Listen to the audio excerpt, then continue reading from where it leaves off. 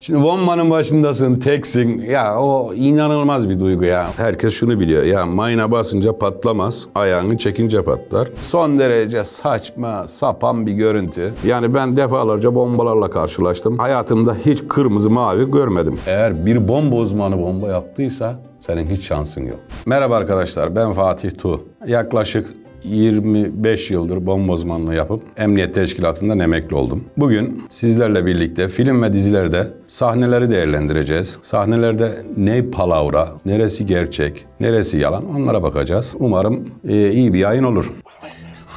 Looks like we're gonna have to do it the old-fashioned way. Riggs, what do you think? Riggs, did it backwards. What do you think, Riggs? Time for that, so simple. Riggs! I think so. Well, I'm thinking we should cut the blue wire. Hey, wait! What? That's not what I'm thinking. What? Do you think maybe the red? No. It's not. Well, I'm cutting the red wire. Evet yani güzel, esprisi güzel işte.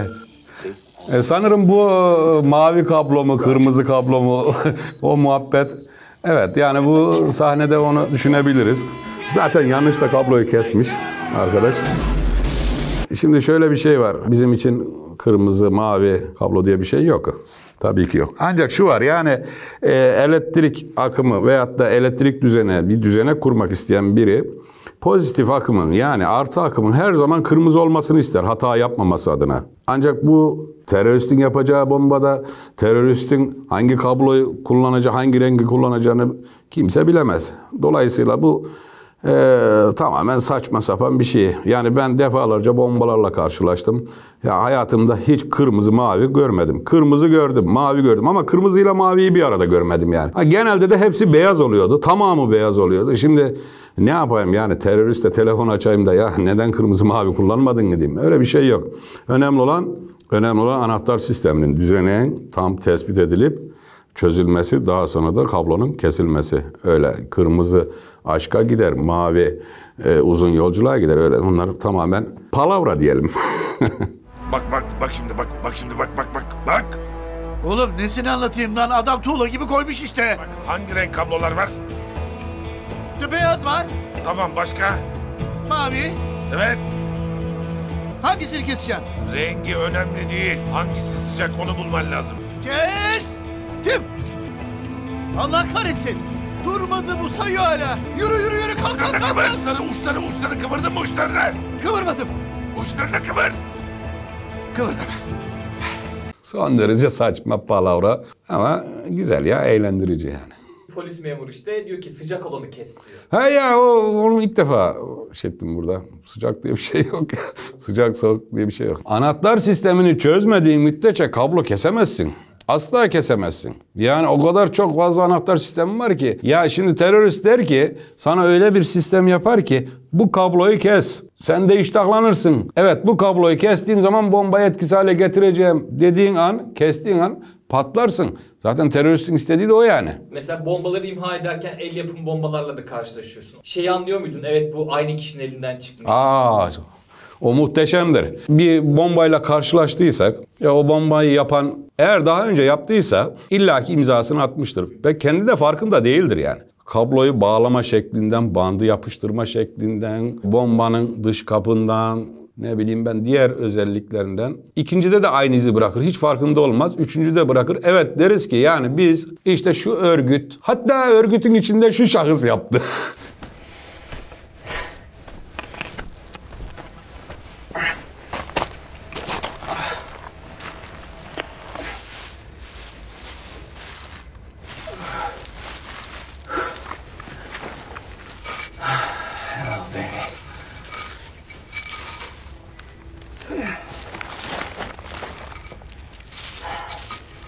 Valla doğrusu bu şahsı yani bir film de olsa, bir gösteri de olsa hakikaten kıskanmıyor değilim. Böyle bir şeye acaba müdahale eder miydim, etmez miydim bilemiyorum. Tabii ki ederdik yani içinde kalırsan mecbursan yapacaksın. Muhteşem bir şey. Yani burada kullanılan bak parmaklara bakın açıkta. Yani tamamen tam bir bomba uzmanı gibi davranıyor. Yani kullandığı o çok amaçlı penseden tutun ki hareketlerine, nefes alması, oturması muhteşem bir sahne. Muhteşem. Bayılıyorum yani. Got a wire. Hang on. Secondary.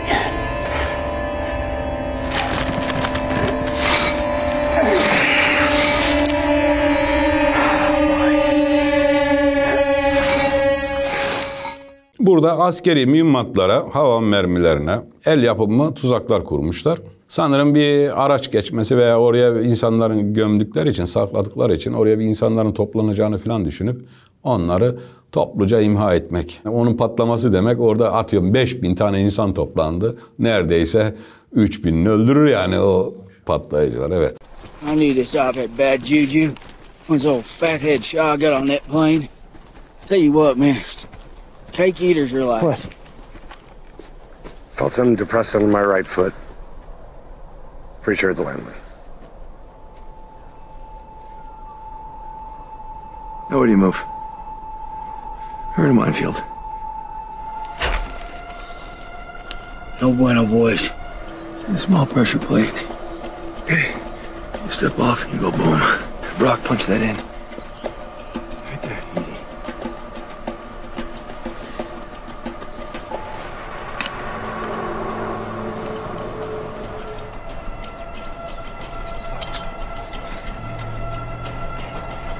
Engine. Get down, eat dirt. We're going to be in view in 10, 9, 8. Ready? Yeah, go.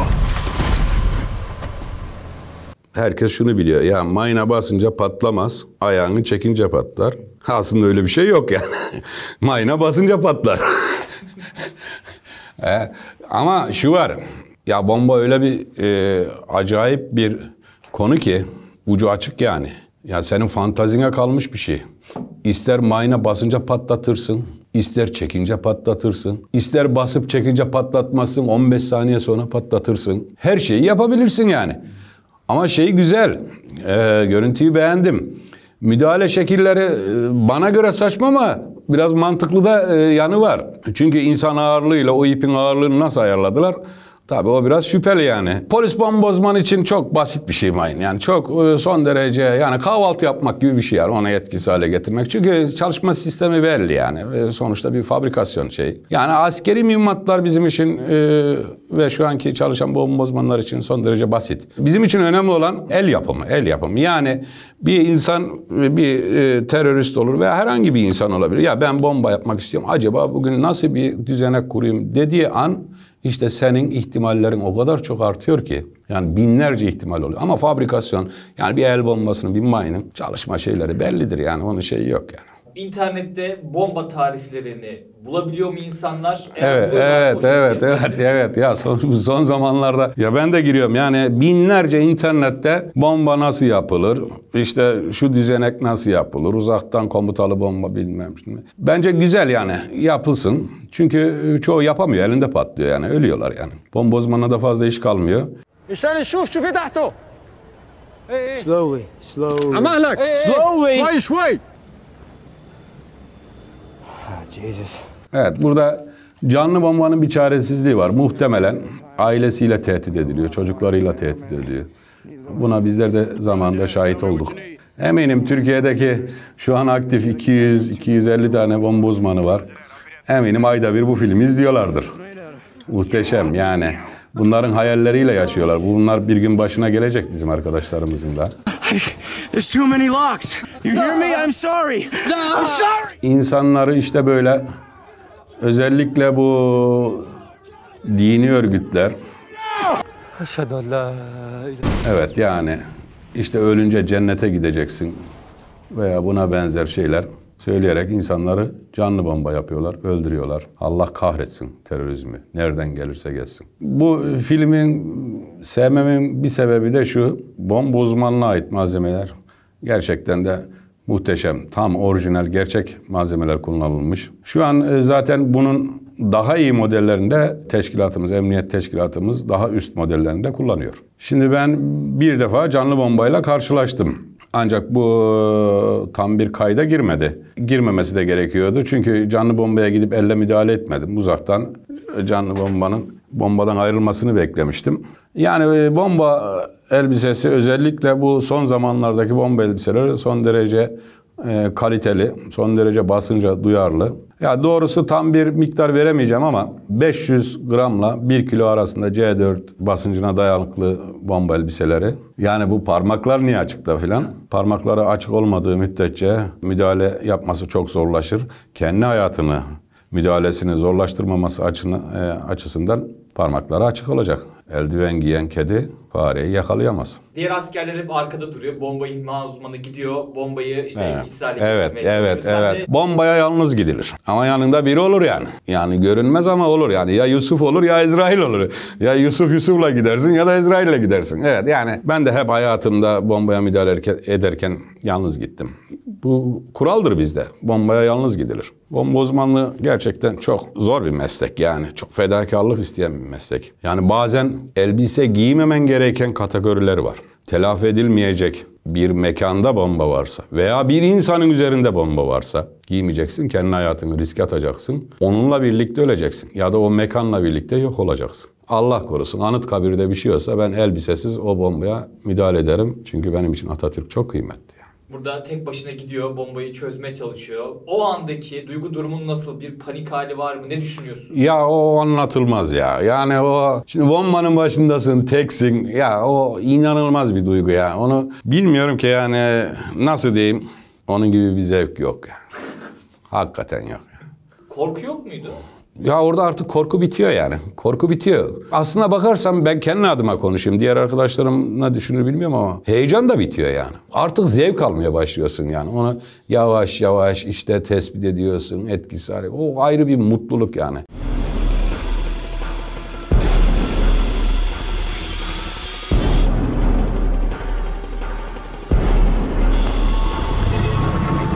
Package secure with robot. Moving to containment vessel.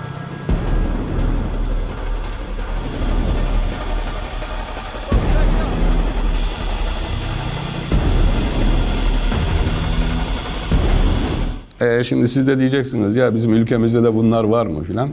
Bunların daha iyisi var arkadaşlar yani. Biz daha iyiyiz yani.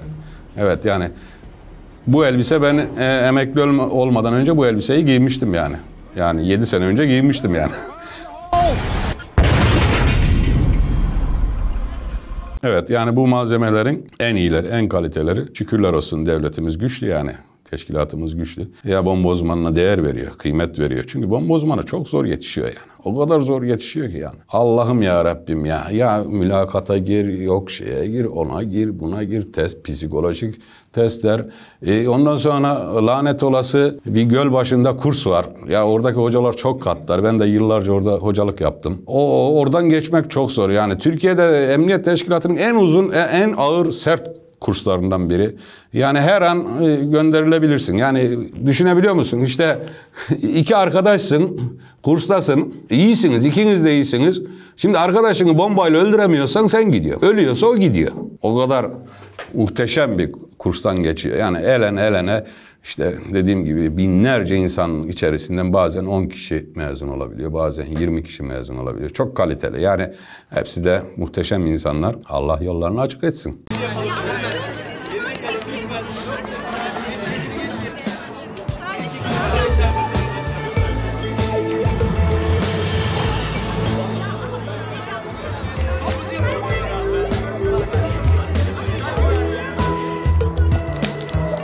Adanalı yapar bunu. Bu normal yani.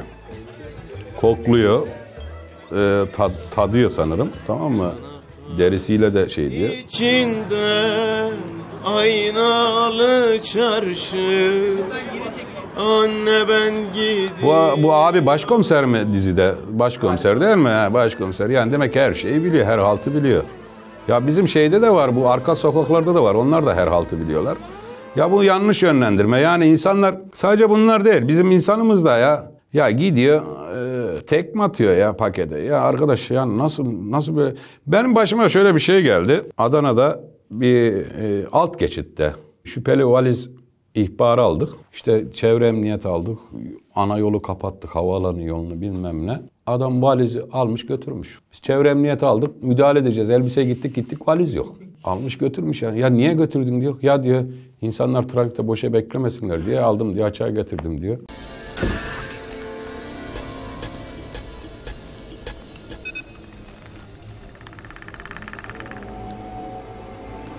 It's a bomb.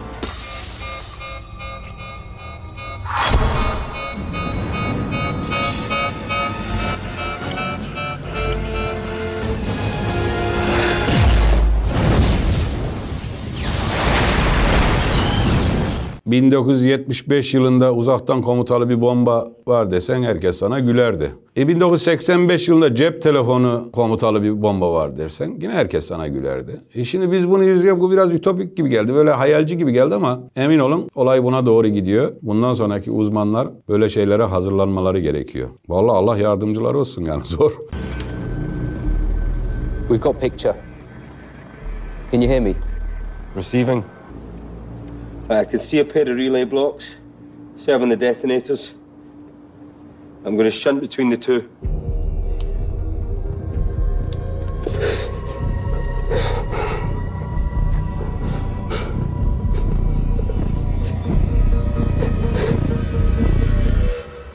Ya bunu da ben hayal ettim ama bu benim başıma gelmedi. İşte bilmeyen birine uzaktan telefonla veya komutlarla canlı bombayı nasıl etkisiz hale getirirsin filan.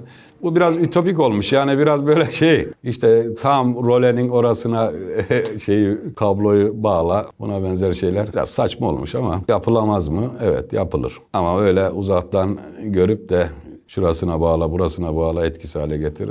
Çok zor şeyler. Tabii biz insanız. Doktor da hata yapabilir, biz de hata yapabiliriz. Ama doktor hata yaparsa başkası ölür. Ama bomba uzmanı hata yaparsa kendisi ölür. Çünkü bombaya yalnız gidilir. Ve ilk hata son hatadır. Şimdiye kadarki sahnelerde hep böyle erkek bomba imha uzmanları gördük. Ülkemizde kadın bomba imha uzmanları. Evet. Kadın var. Birçoğu da arkadaşım, hatta öğrencim de var. Bu zamana kadar bildiğim kadarıyla 7 tane bomba uzmanı, kadın bomba uzmanımız var. Hakikaten hepsi de muhteşem, süper. Yani hakikaten birbirinden değerli, kıymetli. 3-4 tanesi aktif, diğerleri emekli. Bir daha dünyaya gelseydin bomba uzmanı tekrar olur muydun? Ya ben bu konuda biraz dürüst olacağım. Ben herhalde olmazdım ya. Olmazdım yani. Çünkü dayanamazdım herhalde ya. Çok özgürlüğü seven bir insan. Muhtemelen bir esnaf falan olurdum ya. Ben de bir şehit ailesi olarak abim Hakkari Çukurca'da şehit oldu 94'te Abdülkadir Tuğ. Bu konuda çok belki duygusal oluyorum ama gerçekten bu insanlar vatanları için şehit oldu. Onların isimlerini vermeden geçemeyeceğim. İsimlerini vereceğim. Allah rahmet eylesin. Mekanları cennet olsun. Onlara çok şey borçluyuz. Ahmet Çam'ım, Salih'im, sizleri çok özlüyoruz. Yaşar abi, Mustafa abi, Kutlusi kardeşim, Esai arkadaşım, o da arkadaşım. Haydar kardeşim, Erkan'ım, Başpehlivan'ım, çok özledik sizleri. Ozan kardeşim, Murad'ım, Allah nurlar içinde yatırsın. Bütün şehitlerin ailelerine, eşlerinin, çocuklarına, annelerine, babalarına selam söylüyorum. Onlar gerçek bir kahraman. Yemin ediyorum onlar gerçek bir kahraman. Şimdi buradan seslenmek istiyorum. Sayın amirlerimiz, polis amirlerimiz, müdürlerimiz, lütfen uzmanlarınızın kıymetini bilin. Onlar çok zor yetişiyor. Hakikaten çok zor yetişiyor. Çok fedakarlık yapıyorlar. Lütfen onlara bütün imkanları sunun. Elinizden gelenlerin daha fazlasını yapın lütfen. O çocuklar çok kıymetli. Bundan sonrakiler de kıymetli olacak. Çünkü çok zor bir iş bu iş yani. Ya ben şimdi bu çekim YouTube işlerinden falan anlamam ama bu izlediğim bütün YouTube kanalları diyor ki işte abone olun, yorum yazın. Vallahi ben açıkçası elimden geldiği kadar çok samimi konuşmaya çalıştım. Merak ediyorum yani yazarsanız yorumlarınızı sevinirim. Beğenirseniz sevinirim. Hem sevgili dostumun kanalı çok sevdiğim bir arkadaşım. Onun için geldim, ricası üzerine geldim. O zaman ne yapalım? Abone olalım kanalımıza, beğeni tuşuna basalım ve bol bol yorum yapalım. Teşekkürler.